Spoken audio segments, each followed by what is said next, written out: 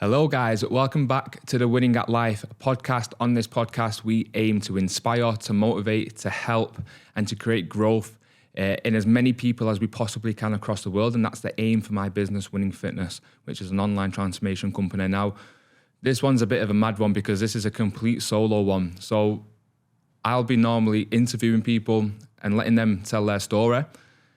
I need you guys to understand my story, who I am, because at the end of the day, my followers, my potential clients in the future that might need my help are gonna need to know who I am, my background, where I come from, and why I think the way I think, and why I'm actually doing this. Because running my business is more than just for a good life or for finances. There's a deeper purpose, there's a deeper motivation. I don't think that I can have the drive that I do to help literally as many people across the world as what I do if there wasn't a deeper reason. And I need to express that, and I need you guys to understand exactly why I am who I am, and also to inspire you and to resonate with somebody who's got the odds against them to do better, to try and grow, to try and get out of the situation that they are in. Because I had every single odd against me, and I'm not yet the person I want to be, but I'm definitely progressing and getting there despite what has happened to me throughout my life. So I'm going to start off by saying about my upbringing, which was a roller coaster. So my upbringing is something I have to deep dive into, and I've got to unlock kind of memories that have been blocked off that my brain is protecting me from. And I'm going to be completely vulnerable on this podcast. I'm going to be completely raw because I have to say everything. I even went as far as I rang my mum last night. I was like, Mum, I'm doing this thing. You know that I really cherish every single moment that we've had, good or bad. What can I say here?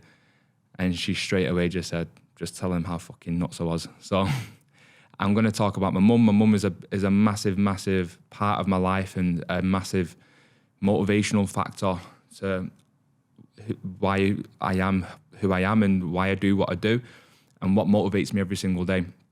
So first off, I want to say my mum, my nanas, my dad, everyone I mention in this has a very, very special place. My stepdad as well, I've got to mention him, has a very special place in my heart. And I'm not doing this to tell the story of my life or to tell the story of their life. I'm doing this to inspire other people, and I've communicated that with them. And everything that has happened to all of us, I believe, has got us in a good situation, and I've personally grew from it. So yeah, let's go into it, and we'll start with kind of primary school and upbringing, because this is where it all started, and this is my version of events. This is my kind of view on things and how I seen things at that time. I didn't really understand what was going on. So from an early age, I lived with my stepdad and my mum. My dad was actually a pro footballer, but he probably thought he was Jack the Lad, so he moved to Cheltenham. He ended up getting a job. He ended up getting dropped at football for partying, I believe. You might pull me on that one.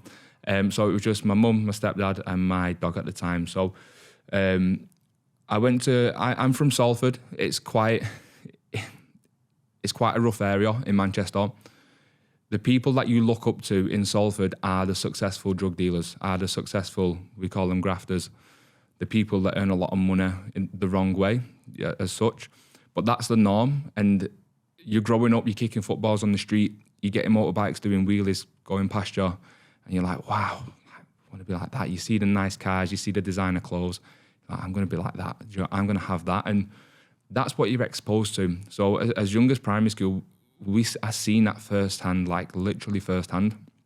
So I was in primary school, and at the time I didn't really know what was going on. I didn't understand many things. As you imagine, 5 to 10 years old, you're not really going to get onto everything. But when I reflect back, I then start to understand every detail of what's gone on. And as I got older, I really started to notice things. So there would be times in primary school where I get pulled out, and everyone would be asking me, is everything at home okay? And I'd be like, why is this lady keeps pulling me out? And I tell my nanas, and it was social services, and I never knew that at that point. I thought it was just a teacher or just a general checkup from school. Obviously, I was the kid that must have been not looking the best, not looking the happiest. not performing the best. I didn't have behavioural problems. I was super polite and I had the attitude that I do today. But something was clearly going wrong. And I also remember like never getting picked up on time. I was always like, even 1 or 2 hours, my stepdad would be out doing whatever he does. My mum was hairdressing at the time, but I would never get picked up. Left me super confused, and probably why the teachers got onto it, whatever was going on.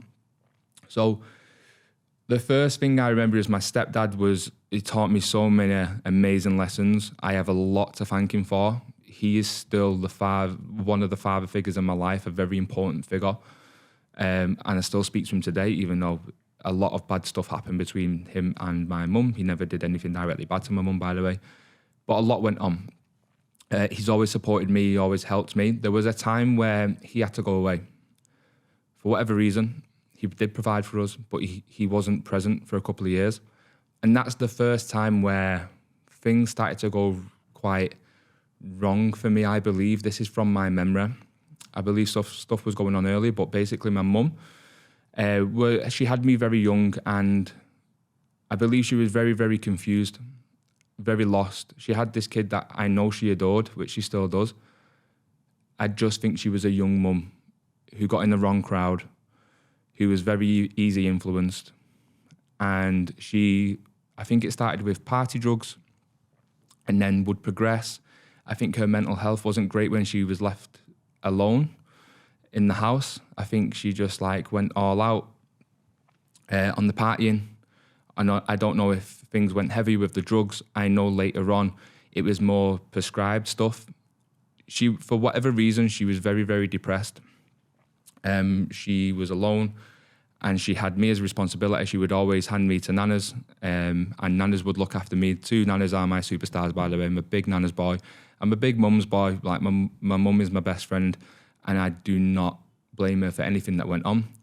So my mum was quite lost. She ended up getting very, very mentally ill for certain things that would happen. My stepdad would come back, and arguments, heated moments.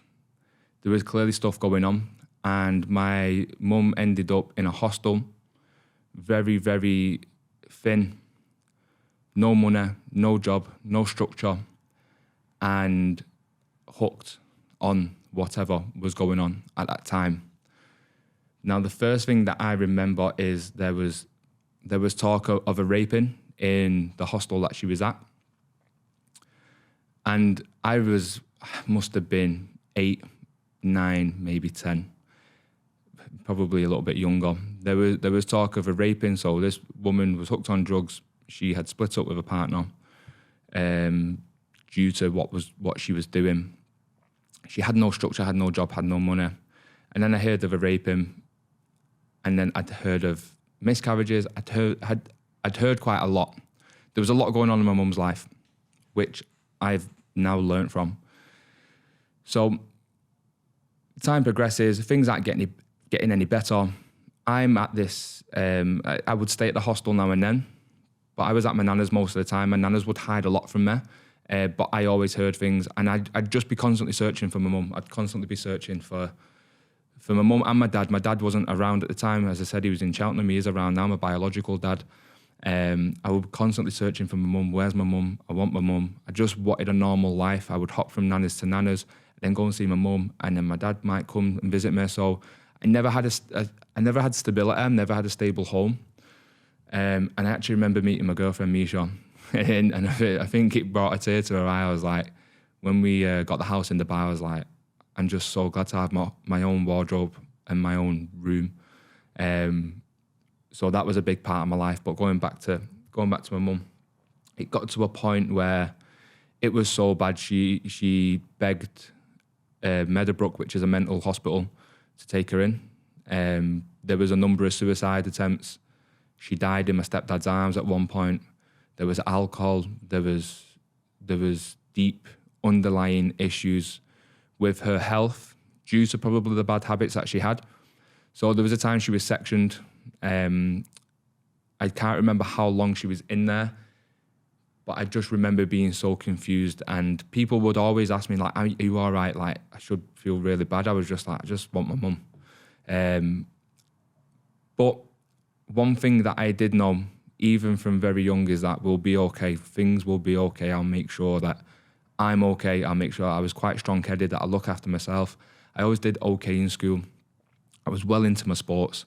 So progressing through high school, I was in and out of this kind of cycle of living with my nana and then the other nana and then my mum for a little bit, and then just things would get too bad for my mum. I'd go home, she'd be drunk. She didn't have any money. Getting food was hard. She didn't really cook. She didn't really know what time it is a lot of the time. I believe she would be the first to admit that as well. So obviously this conversation is very, very hard to have with myself on the camera, but I really want to just get you guys to have a clear idea of what I was going through. So high school, again, the same things will keep reoccurring. I would get pulled out of school. I would have arguments with my mum, saying she needs to sort her head out, she needs to do this, she needs to do that. There was no telling somebody in that situation. There was no seeing sense to her whatsoever. My stepdad was still my stepdad, even though they weren't together. He would buy me clothes, my uniform and stuff. Sometimes I would see him and he'd be like, "You look shocking. You look super scruffy." So he'd sort me out. So this was like kind of the worst point in my life. But I remember going through school, even high school, and just thinking, I will be okay. I will make this work. I perceived every situation as, I'm not going to be like this. This isn't going to be my life forever. I'm going to grow. And listen, there are people in that, like, I've seen all kinds of stuff, as you can probably imagine from what I've already explained. No matter how much the odds are against you,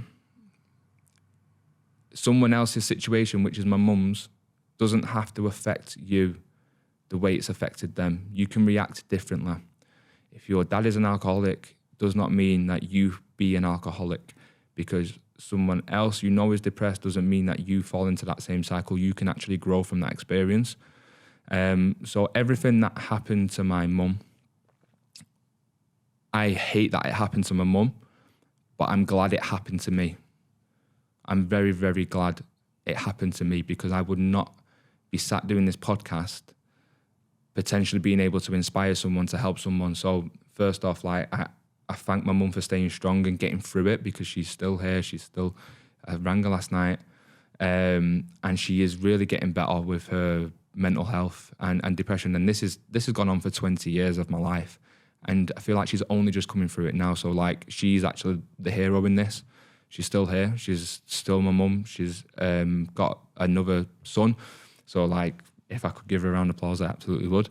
And she's coming to Dubai in April, which is a big, big celebration. So anyway, back to high school and who I was. I don't know if I'm rambling on a little bit, but back to high school. So obviously, as this kid who's going through some stuff progresses through high school, then you start getting exposed to what Salford is.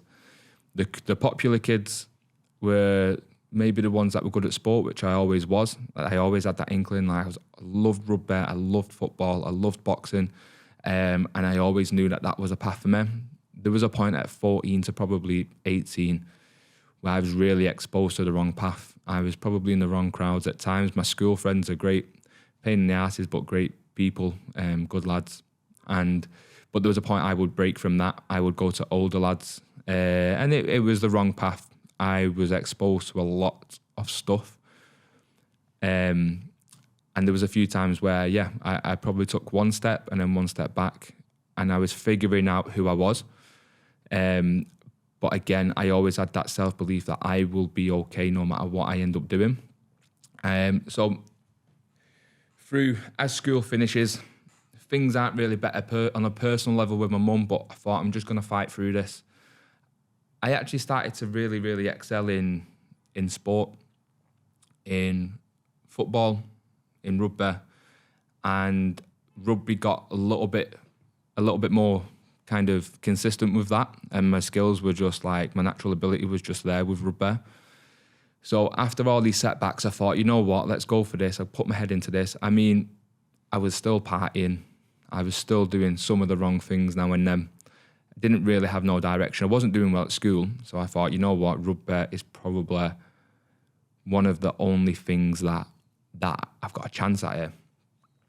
And it just gave me that escape from my family. Again, my nanas are the superstars that were looking after me at this point. So I thought, you know what, it's taking my mind off things. I spoke to my mum now and then. Every time I'd have months with her, patches with her. It just wasn't working. She couldn't get her mental health straight. And I was kind of missing out on maybe a few things. By the way, she would give him her last penny. She really, really would. So we're back to the rugby. Really excelled at that. Really enjoyed it as well. And then another big setback come as I was starting to get somewhere. I was on the county team for a couple of years running. Was doing really well for my actual local club as well. There was 100% potential there. So I was actually trialling for somebody, and then playing probably the best game I have ever played. And actually just like literally finding my purpose here, like, right, okay, I've got this. I'm going to make my mum proud. I'm going to make my granddad proud. Like, everyone was really happy for me doing this. I hadn't completely gone the wrong way just yet. I had no job. This is like around college time, late at high school. And bang, knee absolutely gone. Like the old classic story, like I would have gone pro, bro, if it weren't for my knee. But maybe I would have, maybe I wouldn't have. But the knee injury was another like complete bang setback. Just as I started to find some purpose and direction.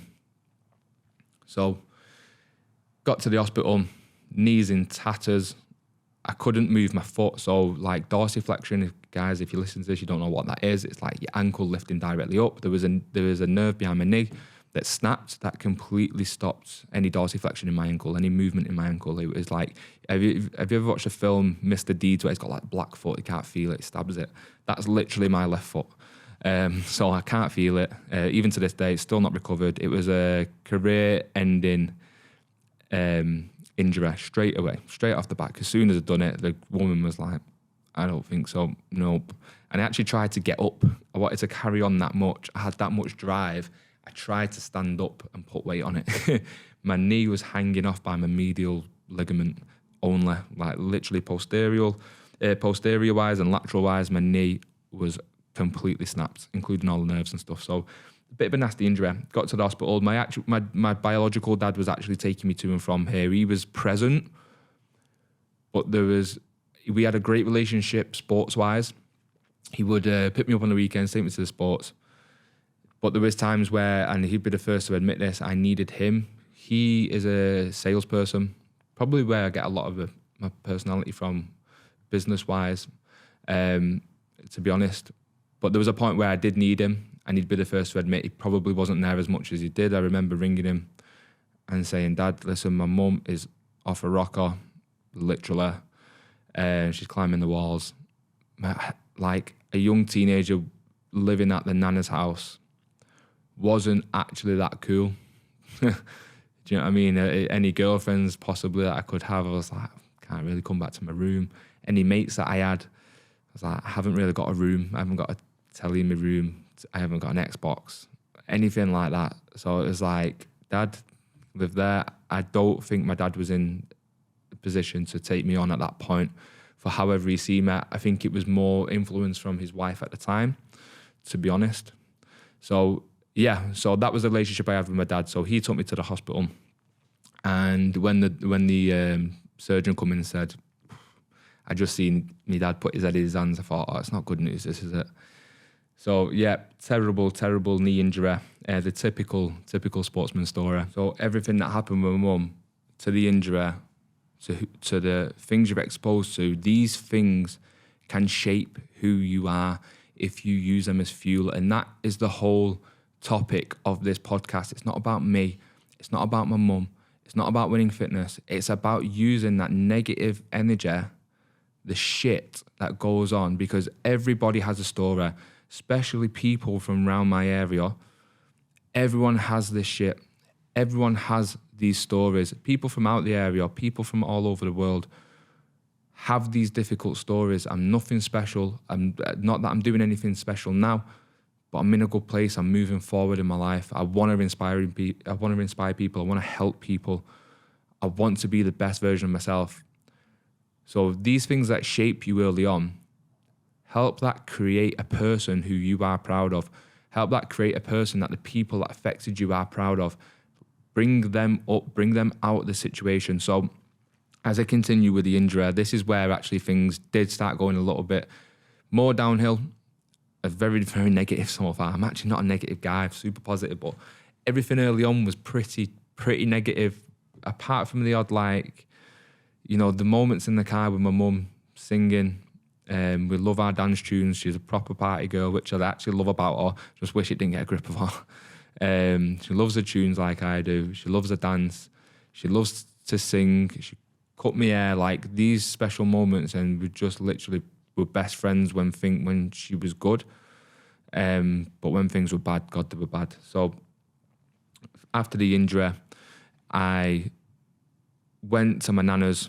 My leg was in a cast, literally for probably, I can't remember exactly how long. It was like, I think 9 months. I was completely bedbound.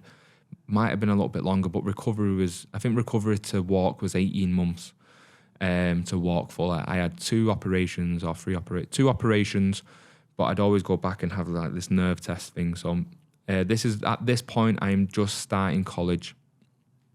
And for the 2 years in recovery, I've never been more lost in my whole life.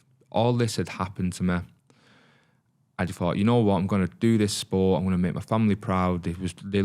My mum loved me playing rugby so much. Do believe she's proud of me. But Dad loved me playing rugby. One of my nanas would come and watch me. My other nana would always ask about it. My papa, which is my granddad, he's not with us anymore, but he was so proud of that as well. So this thing just got took away literally just with a tackle. Even though I wasn't amazing at it, it got took away. So it was eating. My eating habits were bad from young anyway because my mum didn't cook. I was eating shit. My nanas would bribe me to go shopping with them. I wanted my mum. I wanted to be with my mates or my mum. I wanted to be at home with my stepdad. But I had to stay at my nana's, and they bribe me with sweets like nanas do. Absolute legends. Like, they didn't know that they was affecting my eating habits, giving me sweets to come shopping with them and buying me sandwiches and cakes, which is all great. But your eating habits and your eating behaviours and how you view food isn't great. So literally when I got injured, sat there eating kebabs, pizza, ordering, feeling sorry for myself. Actually, I think this is the first time, because I was like 16, 17, I had an adult brain at this point. So I was like, okay, I think I am a little bit depressed here. Didn't realise it too much at the time, but put four stone on, 3.5 stone on or something. Went to 17 stone. Looked terrible. I used to view myself as an ugly, fat bastard who failed at school, didn't get good grades, pissing about in college, was drinking, was fucking about, and I thought, shit, I failed at life here. This is me. Done. What am I going to do?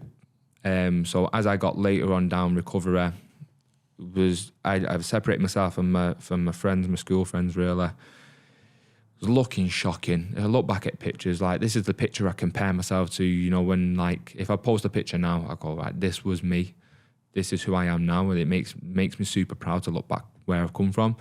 And at this point, while I was injured, my mum was still all over the show. I had no routine. I didn't have a set home. All these things were still going on literally 10 years down the line. Still go on occasionally to this date. So, yeah, majorly depressed with the injury. Majorly overweight. I was in a pickle. So there was literally a point where I said, okay, I either go this way, which everyone on my estate that I grew up was doing, or I go the other way.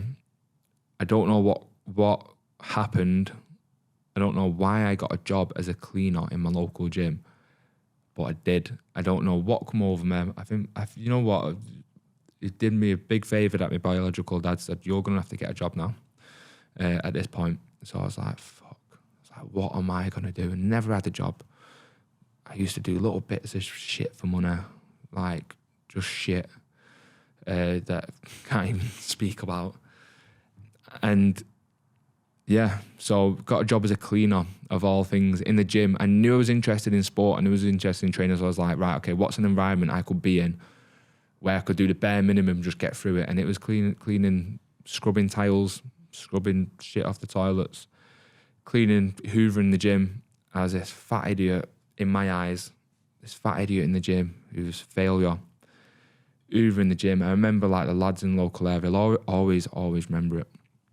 Lads in local area used to like sniggle at me and take the piss because they knew who I was from like partying, or because I was from Salford and I used to hang about with XYZ. Oh, fucking hell, nugget, cleaning the gym and that. I thought, oh, this isn't me, this. I knew I had more inside of me. I really, really did. So something flicked in my brain. I thought, fuck this. I was watching all the PTs in the gym, like literally just watching, learning. Thought, right, lost the weight, looked okay-ish.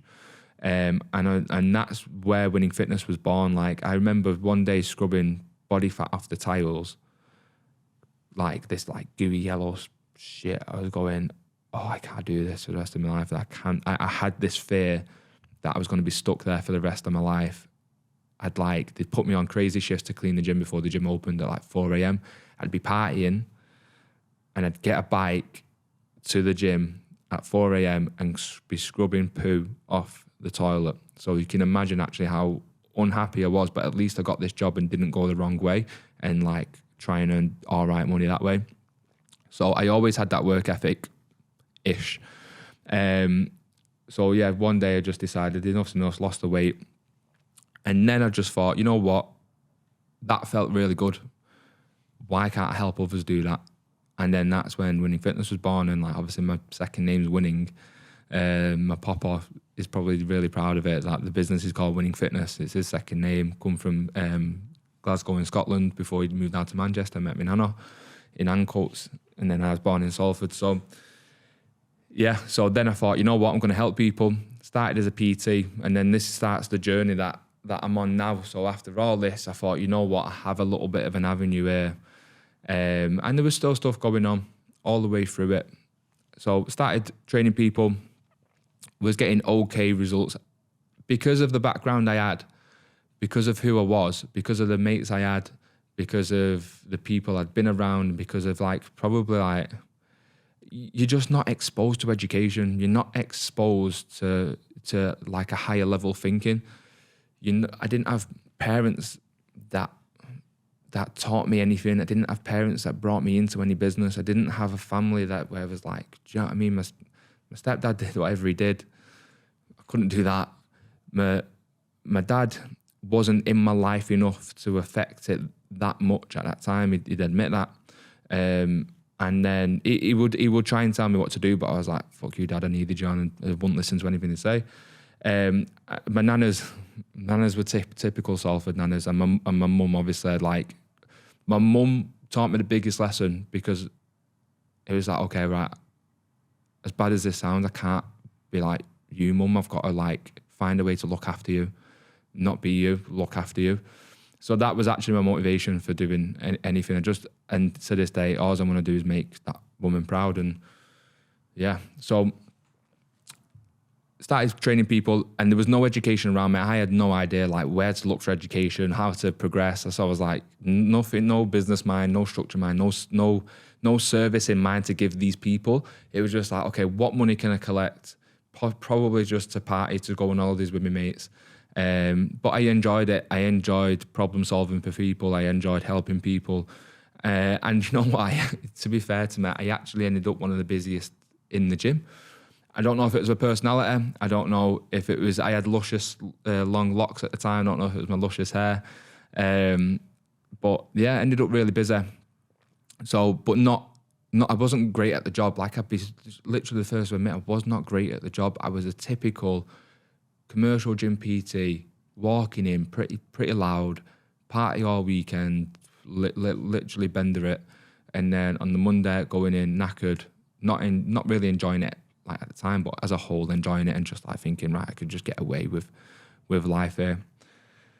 Then a couple of years passed, lockdown hit. So I was like, okay, shit. I'd just met Mish And actually one of my uncles nearly adopted me when I was younger.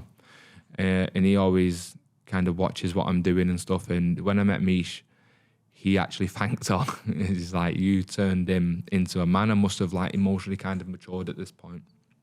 Misha's a little bit older. She's literally the opposite, so I need to watch what I say. Misha's a little bit older. So she actually like really matured me and made me realize, okay, this is actually what I do want in life. I want to progress. I want to provide. I want to do this. I want to do X, Y, Z. I want to travel and party a little bit less and be less influenced by my area, by my surroundings in Manchester. So from there, lockdown, most online coaches that you hear about excelled, like boom, skyrocketed. And Misha always looks at me and go, why weren't you onto it at that point? And it's because all I was thinking about at that point was what everyone else was doing in the area. I didn't know what a mentor was. I didn't know where to get education. I thought it was just this PT who was the bollocks. And then when the gyms got took away, I was like, fucked.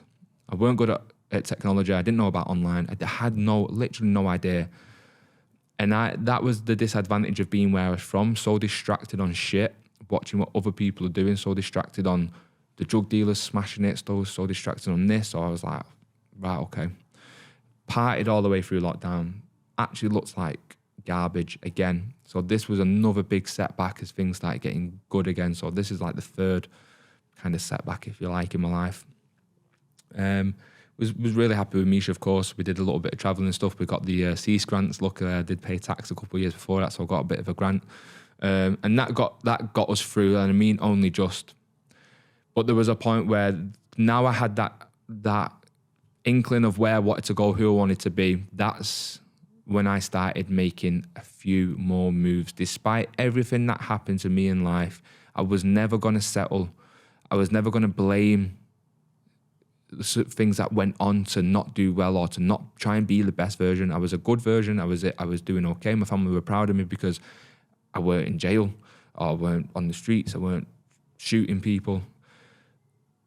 They was proud of me, but I was like, there is more to me. I can take my family out of this situation if I keep working hard, but there's something I need to do. I always felt there was something. And then I discovered, just after lockdown ended, I discovered mentorship. I discovered reading.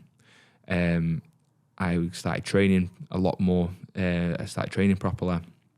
Started eating better. And this is where blocks was starting to be built, and I thought I can actually make a life out of this now. I can move forward. I can help a wider range of people. So one of the biggest lessons I can teach anyone is invest in yourself. Invest not just in your in clothes, in design, or to make you happy. Okay, that makes you happy. It's very short-term gratification, right? Invest in your education. Invest in your mindset. Invest in your mental health. Invest in your health. Invest in your physique, because it's the best thing. Learning from someone who has done the thing that you want to do, because I knew exactly where I wanted to go at this point, exactly who I wanted to be, is the best decision that I ever made in my life, that like literally plunged me forward so much in a short space of time as well. So at this point, started the mentorship. I quit PTing. I was like, right, I'm going all out. I had a word with Misha. We was living in like a bit of a council house in Manchester. It was like 300 quid each a month. So I was like, sweet, I can cover that. Let's just go all in on this thing. It's going to be massive. I promise you, Misha, I know I'm going to do well. I'm going to be successful. And I'm going to help hundreds, if not thousands of people across the world. And at the time, I don't think she realised how motivated I was. And it was always this underlying of, I'm going to make my family proud. I'm going to make the situation better. I'm going to have a story to tell because I've been through so much. And she used to always tell me, like when we sat having a meal and stuff, she was like, you could write a book and you will have like the best stories to tell. So that is why I'm on this podcast today. So yeah, excelled, then invested every penny into my education, started getting a little bit busier, but would have constant little knockbacks and constant little dips in progress, and nothing is ever perfect, guys. And that's one of the things that I can teach you. Forget about the big milestones, the big occurrences that happened in my life that could have put me on the complete wrong path, or could have shaped my life to be a smackhead or an alcoholic or whatever you want to say, or just like an average guy, just a guy in the pub every weekend. Do you know what I mean? Like, these little bumps in the road, maybe like a drop in motivation, don't let that stop you. If you know where you'll go in the next 3 to 5 years and there's a clear direction, it doesn't matter. Sometimes you might have to take a sideward step, or I like to say a sidewards but diagonal forward step. Sometimes it's not the quick, straight road. Little bumps in the road. Don't let these stop you. So I knew the general direction I was going in. I set the goal, and I would just continue to be tenacious in reaching that, improving my physique, improving my self-development, improving my mindset, surrounding myself with successful people, not just successful people and not my mates, still with my friends, but I would have friendships, I would have a network of people that would elevate me forward and that I could learn from. So getting into a mentorship was probably the best thing that I've done. I've had a couple of mentors now, and then also I've had 3 coaches who were on a good level, who taught me a lot. So again, if you don't know how to do something, or if you know the general direction you want to go in, you need to pay someone who's done the thing, whether it's physique-wise, whether it's mindset-wise, whether it's business-wise. Even if you want to get yourself in a good position. So even throughout all this, again, going back to the little mini bumps, I'm going off tangents, I would always yo-yo physically with stresses. If things went wrong with business, if my mum went a little bit, skew with again, bit doolally again, I would be like a yo-yo with my body fat. And again, people will be listening to this, punishing themselves, and I know what I'm doing. It happens to me. And the best way to combat that is to get help, and is to always be looking at growth, and just, again, knowing that general direction you are going in. So I would have constant battles with my physique, yo-yoing, because there was still a bit of a partying mindset, still wanting to enjoy myself. Me and Mish would go away. So then battles that I have physically with myself, again, they are mini setbacks, but as long as every time something goes wrong, like yo-yoing, what did you learn from that situation? You never lose if you learn lessons. So every single mini setback that I get from now, because I'm talking about like pre-Dubai times now, these little setbacks, like I learned so much lessons, and that's what elevated me more, just reflecting, instead of beating yourself up. So at this point, like my head is a lot stronger. I know who I am. I know where I'm going, and I actually know my purpose. So I would love for anyone listening to this to just make sure that they know their purpose, they know their mission, they know exactly who they want to be. And all the time that I was growing Winning Fitness, and I kept improving little bits of the service, how we check in, I kept hiring a team to help me help a wider range of people more efficiently. I wasn't thinking of the outcome in terms of the numbers, or like, the outcome of me having a successful business or anything like that. Not that it's where I want it to be, nowhere near where I want to be. But I was just constantly thinking about who the person I'd become if I kept solving these problems, and I kept bouncing back, and I kept building this resilience to succeed and to make my mum proud. What person would I be? How would my mum look at me? How would my dad, how would my stepdad look at me? How would Misha look at me? So be invested in the person that you're gonna become, not the metrics, not the scale weight, not the fucking money, not the car you might have. That will not make you happy. What person am I going to become if I learn to handle the stressful situation, if I learn lessons from my losses, if I reflect and go, okay, this is what I'm going to do from now? Think about the person you're going to become from that. So now we're moving to a more brighter, exciting part. So basically at this point now, my mum has had a younger lad. So I had 20 years, only child of my mum, and she'd always used to say, "You'll always be my baby, always be my only one." And I remember she met a guy, Stu, shout out Stu, really good dad to my little brother. And I remember pulling me for a meal. I was like, "What's going on? What's up with you?" And she started crying, and she was like, "I'm sorry, I'm having another one." And she thought I was going to be fuming. So I wasn't whatsoever. So I was actually really, really happy. So my mum's got a little one who's 5 now called Xander. And then my biological dad has got another one, Georgia, who's coming to see us on Thursday, actually. And then there's my stepbrother, so my stepdad's son, our kid.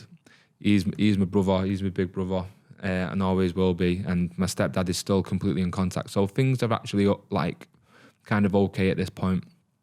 So where we are now is the move to Dubai. So we're having these little setbacks, and me and Mish just keep coming to these masterminds in Dubai and keep networking and keep growing as people, are getting world-class shape. Winning Fitness is growing. The more we're helping more people are talking about us, like everything's actually really improving here. And then I just found myself that I kept getting roped into the person that maybe I would have become if I didn't go down this path.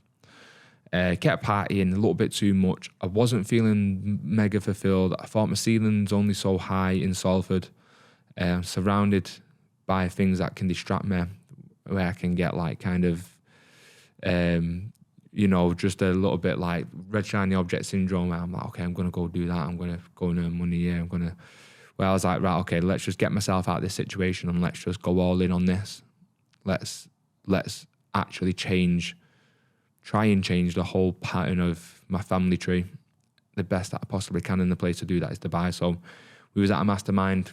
Misha was working for a private health company at the time in UK. And there was a point that I went to the mastermind and I come back, and this is genuinely one of the best feelings I've ever had in my life. I just went home and I said, Misha, you're quitting your job today. You're working for us. And you know what? One of the best decisions I've made. She's added so much value to Winning Fitness, and a client's worship, or clients will be listening to this going, oh my God, I love her so much. Her story will probably get more views than mine, to be honest. She's a lot more interesting, a lot prettier face than me, so she'll definitely get a lot more. But that was a really fulfilling moment, saying to me, listen, you're quitting your job. I've written out a full vision. Again, another tip, vision planning. I wrote out a full vision, like we're going to move to Dubai. This is what's going to happen. We got Fuego in that time. Got to mention my son, that dog. Everything bad that's happened to me, I'm just so thankful that he brought me to that dog. I love him so much. He's had such a big impact on my life, and I love him. I wish I brought him and got him on camera. So yeah, then the move to Dubai. So this was like a good but scary period, and again, this is the point where I'm actually was quite proud of myself. Like, this is what I'm doing. But also then on the back end, to then go and tell my mum, okay, been in the shit. It's been shit. It's not like amazing. You're not completely recovered right now. She would still be like, not best at timekeeping, no structure, no routine. She's not, I don't think there's ever a point of return to happiest that she'll ever be. So telling her that I was leaving, I was petrified. My nanas had literally brought me up. My nanas were heartbroken.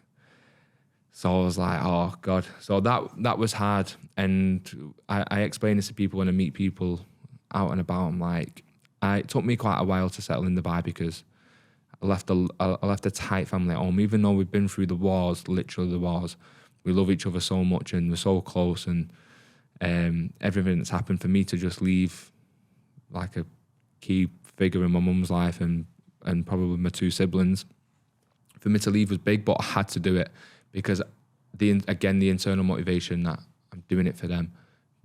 This is my purpose. This is what I need to do. And everything I do every day, I work all day, every day, just to make them proud, even though I speak to them a lot less because I'm a lot busier. So yeah, as we continue to move to Dubai, one of the proudest moments of my life moving. It took me a while to settle. I feel like I'm only just settling now, really, because it's just been a whirlwind of my life so far. To then move and to go put myself into this pool, it's just all for personal development, for growth, to go to the next level in life. And I'm just on this pursuit to constantly improve, with tenacity, like not stopping. I'm not stopping no matter what.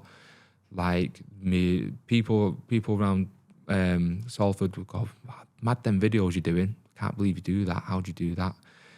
Or like, even about this podcast, they'll go, his head's gone. What the fuck are you doing? Don't do that. And I feel like even subconsciously, they didn't mean it, but even my close mates from school were probably sometimes making me feel a bit embarrassed about what I was doing, bringing me down mentally a little bit, even though it was all fun and games and, you know, on a personal level to say what you're doing, mate, but they would give me shit because I weren't at the parties, I was swerving, whatever.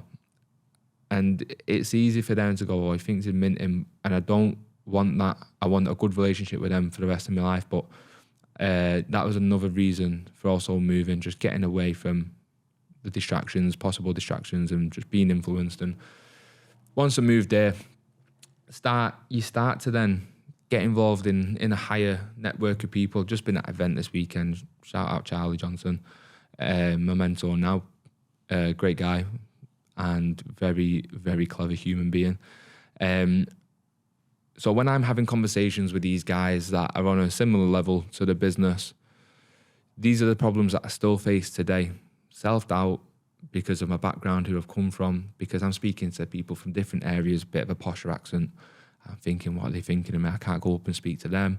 They're going to think I'm not intelligent enough because I've not had the same education, or because of even my accent. I'm scared of getting judged by my accent. I'm scared of getting judged by my persona, because Misha's like, you still got the persona of a Salford kid who's done whatever in the life, or who's, do you know what I mean? Like, not that I've ever been a criminal, but like, it's like you act like, do you know what I mean? You've got that persona. So I'm like, I can't speak to these guys, and I feel really uncomfortable, and I struggle to keep eye contact while I'm speaking, because I'm like, oh, they're judging me, they don't like me. Like, and it's very difficult for me to be in this situation, and I see people come into Winning Fitness and they feel the same. It's completely out the comfort zone, but I can promise you, that is the area of growth. That is where you will grow. When you feel uncomfortable, but you know it aligns with your purpose, it aligns with where you want to go in the next 3 to 5 years, that is when you'll grow as a human being. Don't think of the thing that you're doing currently and the pain that you feel. Think of the person you become once you deal with that pain, once you deal with that thing, once you handle that problem. So yeah, another problem that I'm facing since I moved to Dubai is that because of the shit I've been through, because I come from my stepdad would always provide for us and have money. We was never like eating out of charity shops. Again, there's been people that have been through way worse. We'd never had money. I would never have really had anything much. Me personally, I've always been looked after, don't get me wrong. But now I'm in this situation where, okay, I have a really good opportunity at life. I live in Dubai. I can grow this thing. Our clients love us. We're getting amazing results. When someone leaves, when something doesn't work, when things go wrong, I'm so scared of losing it. I'm highly emotional. And when emotions go up, intelligence goes down. I'm a nightmare with Misha because I'm so driven. I want this to work more than anything in life, for my family, for my past, for the child me that was getting pulled by social services in primary school, in high school, when I got shit grades, when I was cleaning in the gym. When something goes wrong, I am so emotional, and it's one of the things that I'm learning to deal with currently. And I feel like these emotions get the best of me in my eating habits, with my daily structure, with my organisation, with my decision making, and it's one thing that I am now continuing to work on. So that's where we're at. We moved to Dubai. We're in a really good place. We love our job. I love Winning Fitness. I love every single client. I'm so proud of what I've done, but like, there's nothing special going on yet. There's so much more to come from who I am, what we can do as a business, what we can do, the amount of people we can help, more importantly, the results that we get. Like, this is nowhere near finished, but this whole podcast was just purely, like, I've probably skimmed over things way too quick because it's a highly emotional subject for me, and it was very, very hard to do. As I said, I literally had to ring my mum last night and say, can I do this? How much do you want me to say? And there's probably things that I've missed that she'll go, you should have said that and you should have said this, but maybe that's for another podcast when she's here, and you guys can meet her. So yeah, that's where I'm at right now. There's me, Mish, and Fuego in the house, just trying to help as many people as we can, deliver the best service, give the most information online, and I want people to like me, right? I don't want people to think I'm a dick, to think I'm cocky. I want people to know my background story, and even the people that I've met in Dubai where like they think he's a bit quiet, maybe I want them to know as well where I'm at, who I am, and why I'm the person I am. And it was actually nice to get a lot off my chest. There's probably some memories there that I've not even thought about because your brain is designed literally to protect you. So I had to dig deep. I've not scripted it. I'm not scripted today, so it's been off the cuff just from my experience. And the aim, again, is to inspire, to motivate, not a sob story, not to feel sorry for me, not to look at my life, to inspire, to motivate, because there are people in worse positions, there are people in similar positions, there are people who don't believe in themselves. Now, one common thing that constantly was happening throughout my life, I had an underlying belief in myself that I will be okay. I knew who I wanted to be. I knew what general direction I was going in, and I was willing to work it out no matter what. So if you're 180 kilogram, if you have no idea what you're doing in the gym, and if you're anyway unhappy with your body, as long as you know you want to get there in the end, you will divert, you will go backwards, you will get setbacks. You can't give up. You have to find a way to work it out and use the tips that I done throughout, mentors, being resilient, being process-driven, being the person who I'll become driven, not the metric-driven. And find your purpose, set goals, set a clear picture, get good people around you, like my team, like the people, like my network, even my friends, like my nanas. Nana's been mentioned a few times, they both love that. Like Misha, good partner. And you will get there. Get the correct help. Honest to God, if you're in the darkest situations, like I don't know what situation people are in, but I just want to inject that belief into everyone that I can. I just want to help everyone that I can. There are some people that haven't had the upbringing that I've had and actually had a good upbringing, but they feel different pressures. Just have self-belief. That has got me from A to B. And as I said, I'm nowhere near finished. There's a lot to come. But it's got me to a position where I can bring my mum to Dubai. And my dad and my little sister are coming on Thursday. My stepdad will be coming this year. And yeah, that's my story. I don't know, Misha, before I go, is there anything else that I can add? Yes, guys, right. I think that is enough. I hope you enjoyed this podcast. I hope you took inspiration. I hope you now have a big understanding of my purpose, who I am, and what went on in my life, and how I can help you from experience as well. I've created a full system with Winning Fitness that can do exactly that, mindset-wise, physical, in every aspect. If you need help mentally in any way, with your well-being, with your mindset, please get in touch. Message your Winning Fitness page. I'm very, very open to talk about experiences that I've had and my life in it, even in more depth than I have on this podcast. And I'm sure I'll redo this again in more detail, maybe even with my mum. So thank you, guys.